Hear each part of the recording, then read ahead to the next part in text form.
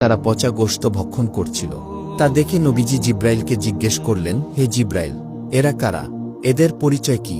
তখন হজরত জিব্রাইল আলাইহিস সালাম বললেন, এরা হচ্ছে ওই সমস্ত লোক যারা ঘরে পবিত্র স্ত্রী রেখে অপরের স্ত্রীর নিকট গমন করত এবং জিনার কাজে লিপ্ত হতো। এভাবে বহু নিদর্শন দেখতে দেখতে অবশেষে রাসূলে পাক বায়তুল মুকাদ্দাসে এসে উপস্থিত হলেন। উপস্থিত হয়ে নবীজি বোরাককে বেঁধে রাখলেন।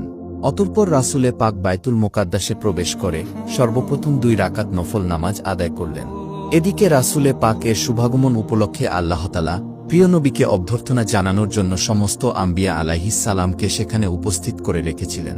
তার সাথে সাথে সেখানে অসংখ্য ফেরেশতাও আগমন করেছিলেন। অতঃপর হজরত জিবরাইল আলাইহিস সালাম আজান দিলেন। আজান দেওয়ার সাথে সাথে সকলেই নামাজ আদায় করার জন্য কাতারে সারিবদ্ধ হলেন। কিন্তু সকল নবীদের উপস্থিতিতে কে আজ ইমামতি করবেন এ বিষয়ে সকলে চিন্তিত হয়ে পড়লেন।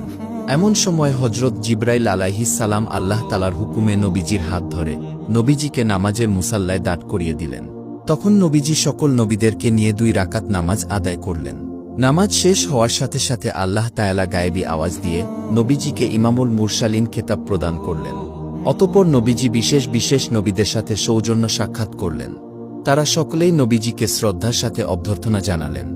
এরপর নবীজি সাল্লাল্লাহু আলাইহি সাল্লাম বাইতুল মুকাদ্দাস মসজিদ হতে বাহিরে বের হয়ে আসলেন।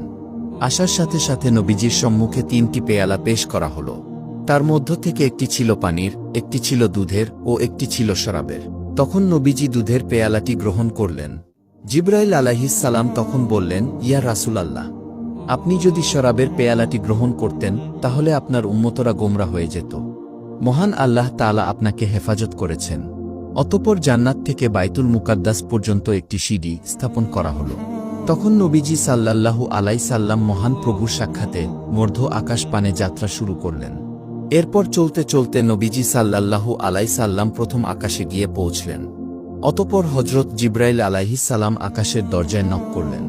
তখন ভিতর থেকে প্রথম আকাশের প্রহরী প্রশ্ন করল, কে?